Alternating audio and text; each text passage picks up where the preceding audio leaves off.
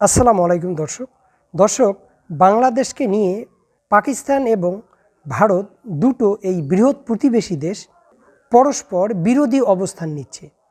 কিভাবে তারা পরস্পর বিরোধী অবস্থান নিচ্ছে এই বিষয় নিয়ে বিস্তারিত আলোচনা করব।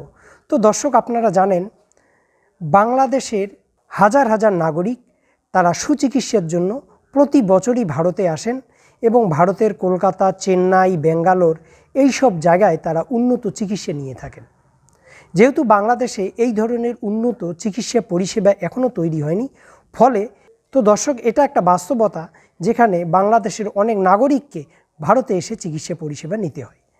তো যাই হোক, যেহেতু বাংলাদেশে বর্তমান একটা অস্থির পরিবেশ চলছে, আইন শৃঙ্খলা পরিস্থিতি এখনও স্বাভাবিক হয়নি, এই বিষয়টাকে উল্লেখ করে ভারতের যে ভিসা নীতি বাংলাদেশকে নিয়ে এক্ষেত্রে কিছুটা পরিবর্তন এসছে। আপনারা জানেন বাংলাদেশি নাগরিকদের মধ্যে ইতিমধ্যেই কিন্তু বিভিন্ন জায়গায় বিক্ষোভ দেখা দিচ্ছে, এই বলে যে ভারত সরকার তাদেরকে ভিসা প্রদান করছে না, ফলে বিভিন্ন কাজে ভারতে আসার যে ব্যাপারটা তাদের সেটা আর হচ্ছে না। তো এক্ষেত্রে ভারতের যেটা যুক্তি সেটা হচ্ছে যে বাংলাদেশে যেহেতু একটা অস্থিরতা চলছে, বাংলাদেশে আইন শৃঙ্খলা পরিস্থিতির এখনও খুব একটা পরিবর্তন হয়নি, সুতরাং সবাইকে ব্যাপক হারে ভারত সরকার ভিসা দেবে না।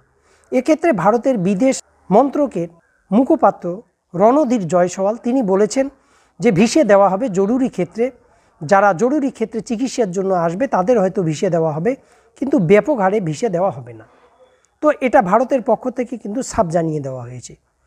আবার অপরদিকে পাকিস্তান সপ্তাহ দুয়েক আগে তাদের ভিসা নীতিতে একটা পরিবর্তন এনেছে। এই ভিসা নীতির মাধ্যমে তারা পৃথিবীর 126টি দেশের নাগরিককে ভিসা ছাড়াই পাকিস্তানে ঘোরার অনুমতি দিয়েছে। এক্ষেত্রে এই 126টি দেশের মধ্যে বাংলাদেশও অন্তর্ভুক্ত আছে।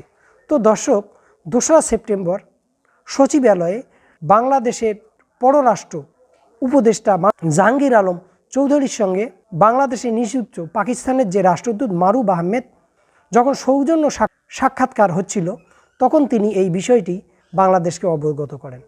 তো দর্শক, এটার মধ্য দিয়ে বাংলাদেশ এবং পাকিস্তানের সম্পর্কের যে একটা উন্নতি সেটা দৃশ্যত দেখা যাচ্ছে। অপরদিকে ভারতের সঙ্গে বাংলাদেশের যে একটা সম্পর্কের আগামী দিনে একটা অবনতি হবে বলে অনেকে আশঙ্কা করছে, এই বিষয়টা কিন্তু অনেকটা দৃশ্যমান হচ্ছে। তো পাকিস্তানের এই রাষ্ট্রদূতের সঙ্গে জাহাঙ্গীর আলম চৌধুরীর আরও যে গুরুত্বপূর্ণ বিষয়গুলো নিয়ে আলোচনা হয় সেগুলো হলো বন্যা পরবর্তীকালে যে পুনর্বাসন এবং বাংলাদেশ এবং পাকিস্তানের মধ্যে সরাসরি বিমান চলাচল, তারপরে ভিসা নীতিতে সহজীকরণ, কৃষি ক্ষেত্রে দুই দেশ পারস্পরিক সহযোগিতা, এই গুরুত্বপূর্ণ বিষয়গুলো নিয়ে আরও কিভাবে অগ্রগতি আনা যায় এই বিষয়গুলো নিয়ে কিন্তু আলোচনা হয়েছে।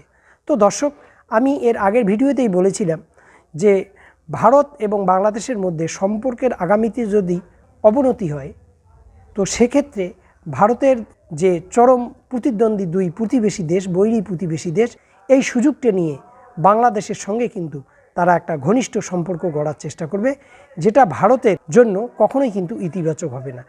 সুতরাং ভারতকে বাংলাদেশকে নিয়ে সময় উপযোগী এবং সঠিক সিদ্ধান্ত নিতে হবে। তো দর্শক, এই বিষয়ে আপনাদের কি মতামত অবশ্যই কমেন্টে লিখবেন। ভালো থাকুন, সুস্থ থাকুন, আল্লাহ হাফেজ।